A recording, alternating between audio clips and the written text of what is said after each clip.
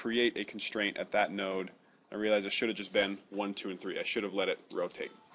So now that's the case. And then it wants us to make one more, one more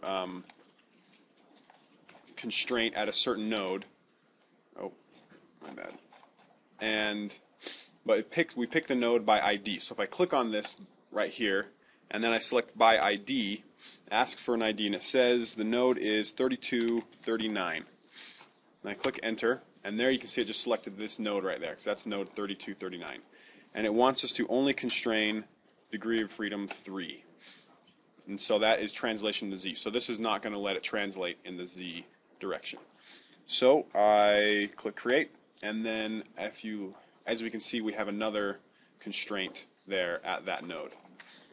Okay, now we click return, and now it wants us to make some loads. So if you notice, these SPCs are within this load collector. So if I turn off the load collector, they go away, right? So now I'm going to make a force in the brake load collector. So I'm going to make the brake load collector current, and I go to analysis, and then I go to forces and nodes. So I want to create one at a certain node by ID, and it tells us the one we should do it as 2699. And as you can see, that's this node right here, just selected. I'm going to turn this back on. So there, this node at the end of these RBE2s, these little lines, has been selected.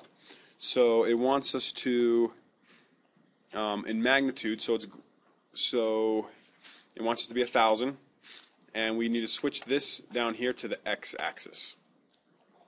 And then it has us, I believe that's all. Let's see, click create. So now we've created a force right there in the x direction, and it's within the brake load collector. And it also says for better visualization of the arrows, because that arrow is pretty small, we can change uniform size to 100, and it'll make it bigger. It doesn't change the force; it just changes how big it looks on our screen.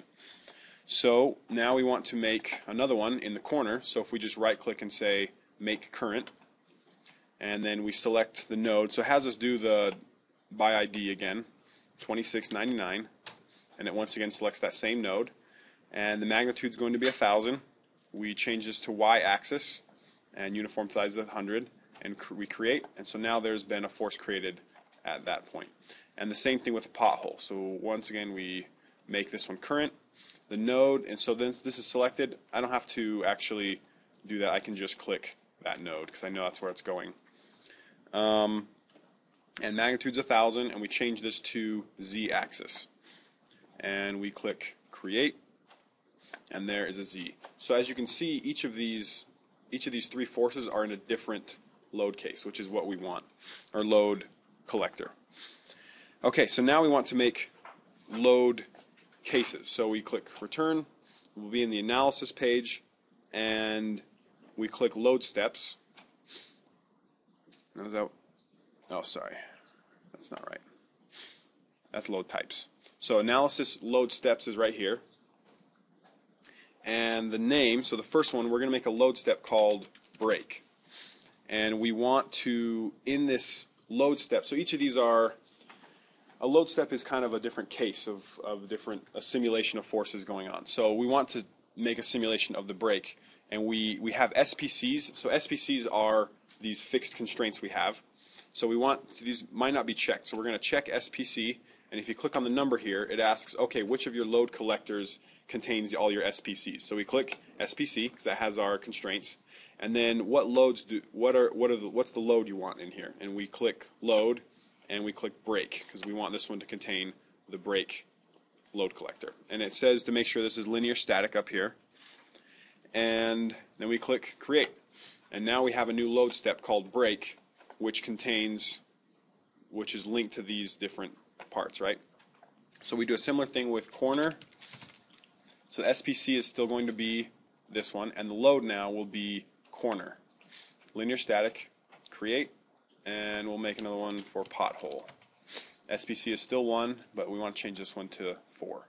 create. Okay, now we have those load steps, and now we go to, so click return, and now we need to go in from the analysis. Optimization will have another subpanel in here, and we go to the topology because we want to do a topology optimization.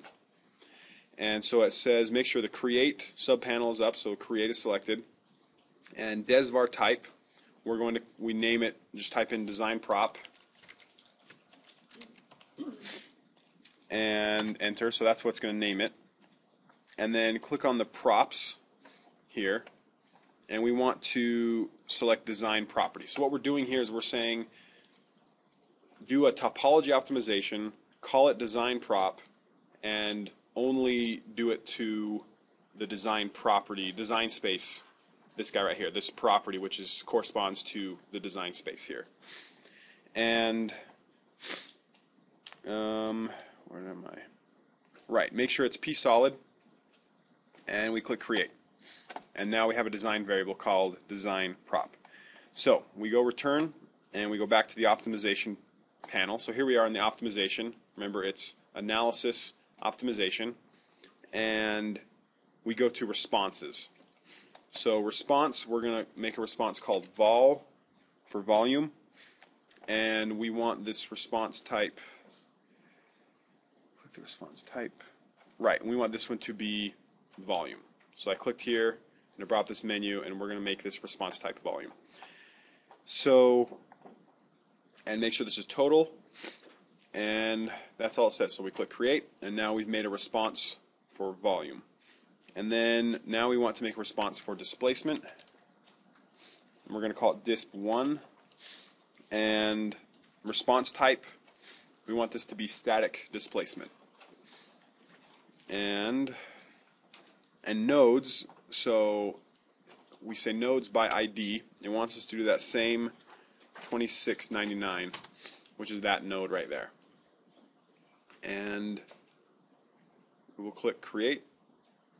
Oh, let me see here. Okay, total displacement. That's probably why my optimization didn't work yesterday. So make sure this is checked, total displacement. I forgot to do this when I went through the lab yesterday. And that'll be the vector sum of the x, y, and z translations. And now I click create.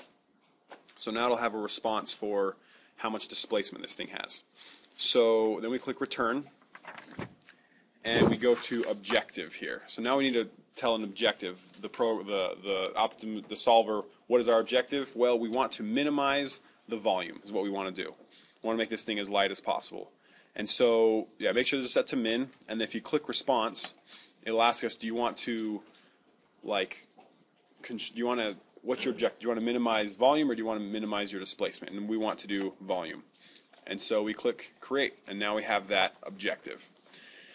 Okay, now we need to go to constraints, so return. Now we go to deconstraints underneath responses. This is still in the optimization subpanel. And in constraint, it wants us to enter constraint 1. And we want to select upper bound, and we're going to make that 0.05. And the response is we're going to say disp1. And then load steps, we want to say break. Okay, so what did we just do? We said we're going to make a constraint on this optimization. The upper bound is going to be 0.05, and it's going to be a displacement response of the break load step. So in other words, when the break is pushing, right, this thing can only displace 0.05 and no more. And so that's as far as it's going to let it go. And then it's with that constraint, it will then try to minimize the volume with that objective that we had. Does that make sense, hopefully? Okay.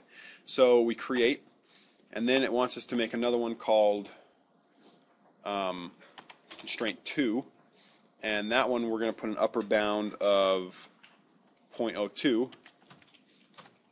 And with display 1, and then we're going to click okay. I'm going to pause real quick. If you're looking at the tutorial, if you're following along, there's a mistake in the tutorial, and I want you guys to make note of this because you'll get stuck for hours if you don't catch this. On page 7, I'm looking at step 10, number 13 on step 10. It says select response and set it to corner. It should have a step that says make sure that response is set to display 1, and you select load steps and set it to corner. So not break, but corner. Yeah. Send out an email about it? Good idea. I will note that and put it in send out an email. The exact instructions. Okay, so if you guys have the PDF open at least of the thing, look at page 7. And we're looking at step 10, create constraints on displacement responses, number 13. So if you take a look at number 5, it's a similar thing to the before. On number 3 it says, so check the box to upper bound. Number 4 says select response right here, which is display 1. And then number 6 says click load steps. And number 7 says check the box next to break. Well, on number 12, if you'll skip down, we're doing constraint 2 now. It says select... Click, make sure the upper bound, make sure it's at the point 2, and then it says select response and set it to corner. And that's wrong. If I select response, it's going to ask me for volume or display 1. It should say make sure that response is set to display this 1, and click load steps and set that to corner. Does that make sense? So you might get hung up on that, and I caught that when I was doing it yesterday, and Jared said that when he did this lab last year, he got really, really stuck on that. So, yeah, we'll send out an email about that, telling you guys what to do. So, okay, so now I have constraint 2. I have it set to constraint to corner, and that's selected, and I click create. So now I have that one as well. So here we have a few optimization constraints, 1, 2, and we're going to make a third one for the pothole. Whoops. And the upper bound for that, it wants us to put 0.04. And once again, it looks like that same problem is on number 18. Response set to pothole, no. Load steps, make sure that is set to pothole. So this button here again is to clear all entries, so it'll uncheck everything. And then I can click pothole and I say select. If you hit return, it probably won't actually select it. You want to hit select, and now it is selected. And I'll create that. So now I have that third constraint. Okay, now it is all ready to run, and there's a lot of stuff in here. I know to be honest, I don't understand all the steps of everything, how it goes, but I'm getting better at it and learning why we have to put all these different pieces together. But we know now it is ready to run. So if we go now to analysis, to the OptiStruct button, and here's another thing: if you don't have this OptiStruct button, if it's not there, it probably means you're not on the right user profiles, like we said in the beginning. If you're on the default, it's not going to give you the options to go into OptiStruct. So make sure that you are in OptiStruct, or if it's not there, just go Preferences, User Profiles. Okay? So analysis and OptiStruct. Oh, come on. Cancel. Okay, analysis, OptiStruct. And now it'll tell you it's going to make a file called a .fem file, right?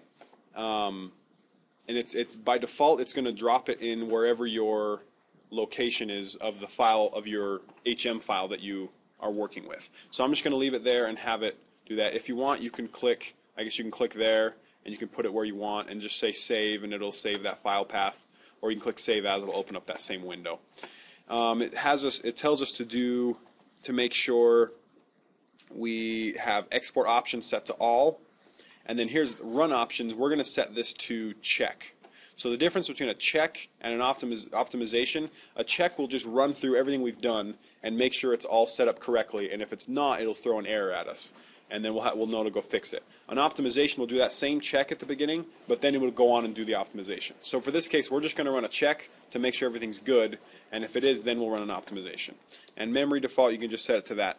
And then we click OptiStruct, and that will start it. So this will actually take a little bit of time. This will take about a minute or so, and don't worry about that warning.